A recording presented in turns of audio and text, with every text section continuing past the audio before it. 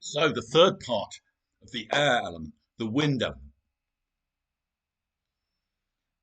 perspective, that difficulty we have in a way, seeing straight.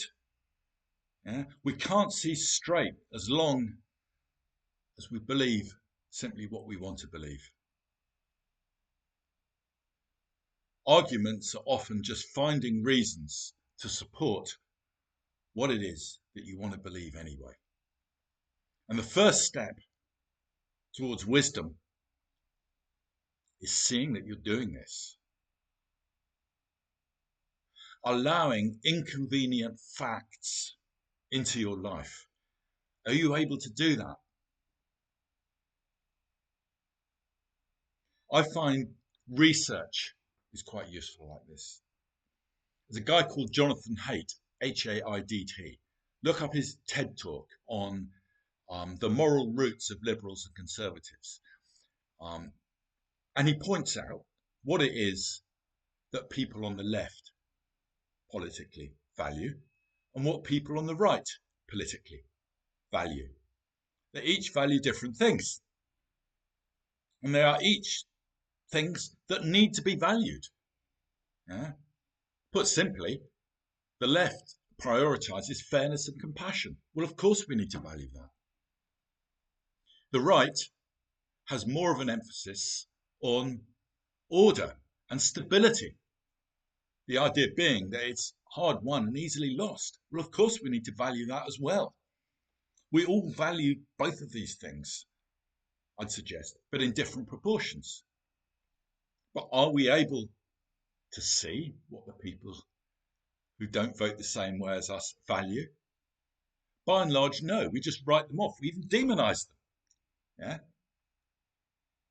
So that's one fact. Yeah. The research shows it. Of course, people value different things. It's half the country. Yeah. People don't realise when they're writing off people who vote differently to them, they're actually writing off half the country. Well, what kind of elder does that to his people? Writes off half of them because they have a different view on things. The whole point of an elder is that you can unite, you can bring different sides, you see what they each value.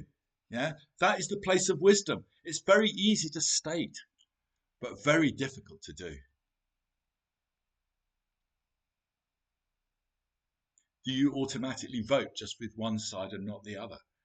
And well, that probably suggests that you have that emotional bias within you. Now, you might always vote one particular way and not the other. Yeah, and that's fair enough. We each genuinely have different views. There is no right way here.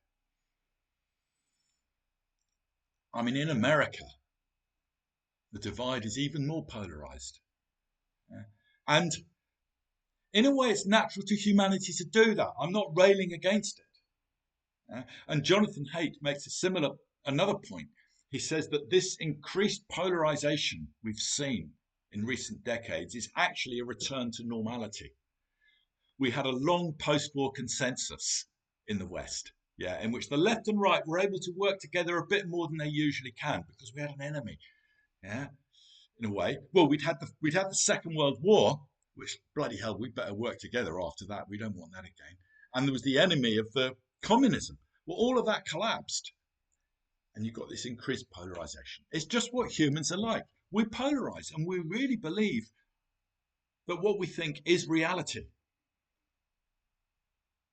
And the task of the North is seeing that it's not. And it takes integrity and it takes humility to allow in these facts that you don't want to allow in. We see it all collective views are like this.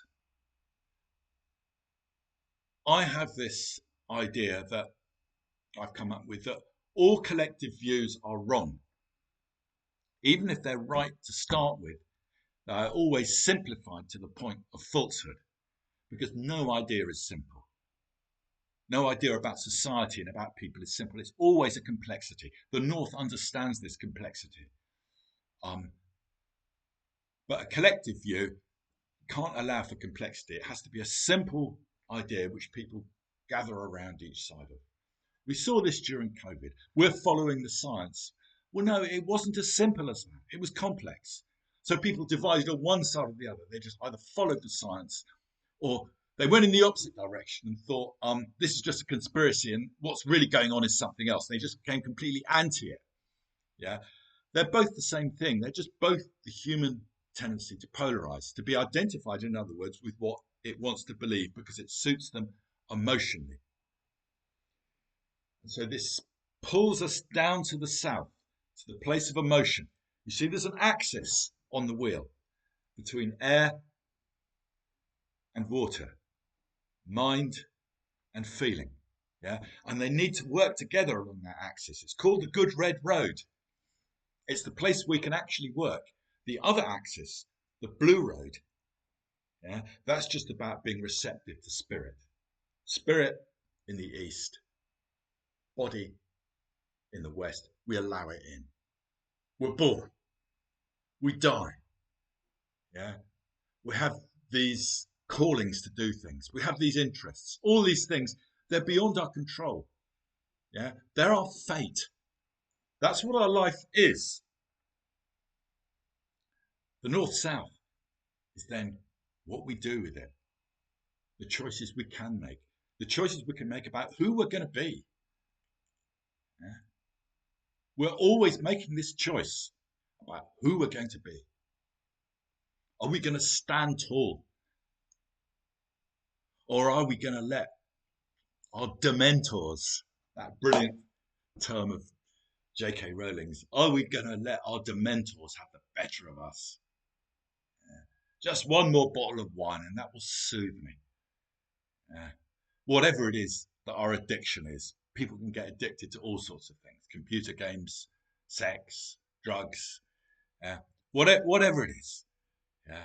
And they anesthetize us. They keep us away from being close to ourselves. Because the south, the water place, is where we're close to ourselves.